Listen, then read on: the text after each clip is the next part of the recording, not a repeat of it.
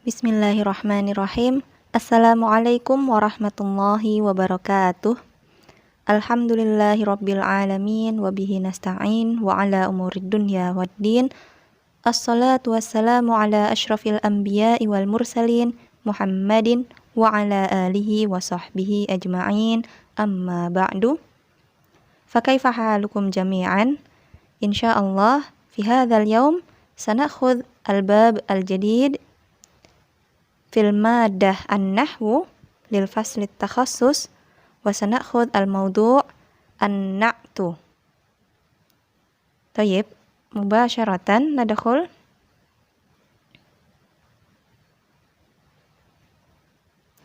Qabla an nadkhul ila an-na'at fa sanuraji' qalilan ma yata'allaq bil mubtada' wal khabar. Sebelum kita melanjutkan ke materi hari ini yaitu an-na'at, kita akan sedikit mengulang apa yang dimaksud dengan mubtada dan khabar. Undur ilal mithal. Al-kitabu mufidun. Al-kitabu mufidun. Al-kitabu huna mubtada marfu'un. Thumma mufidun khabarun marfu'un. Ya, bisa diingat isim fil awal hadza mubtada. Isim di awal di sini itu mubtada, watsani dan yang kedua adalah khabar. Mubtada dan khabar dua-duanya marfu'. Mubtada dengan alif lam, maka marfu'nya dengan dhammah biasa. Sedangkan khabar tanpa alif lam, maka marfu' dengan dhammah tanwin. Cara menerjemahkannya yakni buku itu bermanfaat. Harus ada kata itu di pengertian atau penerjemahan mubtada wal khabar. Al-mithal ats-tsani al-wardatu jamilatun. Tayyib, al-wardatu jamilatun. Al-wardatu mubtada marfu'un, jamilatun khabarun marfu'un. Dua-duanya mubtada dan khabar sama-sama marfu'. Tapi kalau mubtada menggunakan alif lam al-wardatu, maka dhammahnya dhammah biasa, sedangkan jamilatun sebagai khabar karena tanpa alif lam maka menggunakan dhammah tanwin. Cara menerjemahkannya, bunga mawar itu cantik. Jadi kita seperti memberi kabar ya, atau memberitakan, atau misalnya kita memberikan info kepada orang lain. Misalnya dalam bahasa Indonesia secara tidak langsung, kelas itu bersih. Jadi orang lain akan mengetahui bahwa kelas itu bersih. Kemudian begitu juga misalnya guru itu rajin atau murid itu rajin. Nah, jadi penerjemahan seperti itu adalah salah satu contoh dari penerjemahan dalam bentuk mubtada dan khabar. Kemudian kita lanjutkan di sini an-na'at wal man'ut. Kita akan mempelajari apa yang disebut dengan na'at dan juga man'ut. Kita bisa lihat contoh di sini. Kitabun mufidun. Kitabun mufidun. Selanjutnya al-kitabu al-mufidu. Ya, jadi bisa dilihat dibandingkan kalau tadi mubtada dan khabar itu al-mubtada, yang mubtada itu yang di awal menggunakan alif lam, yang sesudahnya tidak menggunakan alif lam. Tapi di bab na'at dan man'ut itu harus seragam, harus sama antara kata yang pertama dan kata yang kedua. Contohnya di sini kitabun mufidun, sama-sama tanpa alif lam, sama-sama menggunakan tanwin. Begitu juga di selanjutnya al-kitabu al-mufidu, sama-sama menggunakan alif lam, maka dari itu sama-sama tidak menggunakan tanwin. Nah, perbedaan penerjemahan antara mubtada khobar dan na'at dan man'ut adalah kalau di mubtada dan khobar tadi al-kitabu mufidun itu artinya buku itu bermanfaat. Kalau di na'at man'ut itu artinya buku yang bermanfaat. Jadi kita memberi sifat. An-na'at wal man'ut itu artinya sifat ya. Sifat. Jadi kita memahami dari penerjemahannya dulu. Selanjutnya wardatun jamilatun. Begitu juga al-wardatu al-jamilatu. Ya, bentuk dari na'at dan man'ut itu sama. Kata pertama dan kata keduanya sama. Mau itu sama-sama bertanwin atau sama-sama menggunakan alif lam. Bedakan dengan mubtada khobar. Kalau mubtada khobar itu yang pertama menggunakan alif lam, yang kedua menggunakan tanwin. Menerjemahkannya bunga mawar yang cantik. Kalau tadi di awal al-wardatu jamilatun, bunga mawar itu cantik. Sedangkan di na'at dan man'ut wardatun jamilatun ataupun al-wardatu al-jamilatu artinya bunga mawar yang cantik. Fahimtum huna? Nastamir. Nadkhul ilal al-qa'idah.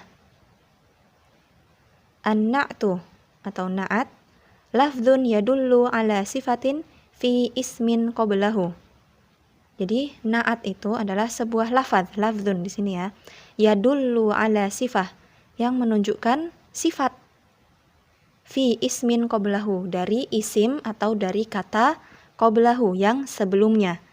Jadi yang dinamakan na'at itu adalah sebuah isim atau sebuah kata yang merupakan sifat dari kata sebelumnya. Fahimtum? Nastamir? Wa yusammal ismu al-mausuf man'utan. Dan isim atau kata yang disifati man'utan itu dinamakan man'ut. Nanti kita insya Allah bisa memahami dari contoh-contoh selanjutnya. Kemudian di sini an-na'tu yatsba'ul man'uta fi raf'ihi wa nasbihi wa jarrihi. Jadi na'at itu yatsba'u mengikuti al-man'ut fi raf'ihi dalam keadaan marfu'. Marfu' kemarin berharokat dhammah. Wa nasbihi dan dalam keadaan mansub. Mansub itu berharokat fathah. Wa jarrihi dan juga dalam keadaan majrur. Kalau majrur itu berarti berharokat kasroh. Tayyib, fahimtum? Nastamir. Undur ila hadhil amsilah. Hadha kitabun mufidun. Nah, hadha kitabun mufidun. Hadha ini kitabun buku mufidun yang bermanfaat. Gitu ya. Ini adalah kitab atau buku yang bermanfaat. Gitu. Kemudian qara'tu kitaban mufidan. Qara'a yaqra'u, qara'tu, saya membaca kitaban mufidan, buku yang bermanfaat. Jadi berharokat, dua-duanya berharokat sama ya. Kalau kitabun mufidun di situ sama-sama berharokat dhammah. Kalau qara'tu kitaban mufidan, nah kitaban mufidan di situ berubah menjadi fathah karena sebagai maf'ulun bih atau sebagai objek. Maka di sini mufidan itu kan sifah yang mensifati kitab, sifatnya kitab ya kan. Qara'tu, saya membaca kitaban, kitab atau buku, mufidan yang bermanfaat. Nah, kalimat yang bermanfaat di sini kan sebagai sifat dari buku. Maka mufidan ini kita sebut na'at, kitaban kita sebut man'ut. Gitu juga di sini selanjutnya nadhartu fi kitabin mufidin. Saya melihat atau saya mengamati kitabin mufidin, kitab yang bermanfaat. Gitu. Kemudian dilanjut berikutnya tafattahatil wardatul jamilatu. tafattahat artinya mekar. Jadi al-wardatu al-jamilatu. Di sini sama-sama menggunakan alif lam, sama-sama berharokat dhammah. Jadi tafattahatil wardatul jamilatu, bunga mawar yang cantik itu mekar. Atau kita bisa juga mengartikan dari tafattahat dulu. Jadi telah mekar bunga mawar yang cantik. Seperti itu. Tafattaha artinya mekar ya. Tafattahatil wardatul jamilatu, telah mekar bunga mawar yang cantik. Selanjutnya, qataftu al-wardata al-jamilata. Nah, qatafa yaqtafu di sini artinya memetik.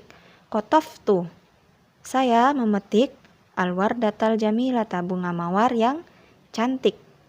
Harokatnya berubah menjadi fathah karena sebagai objek.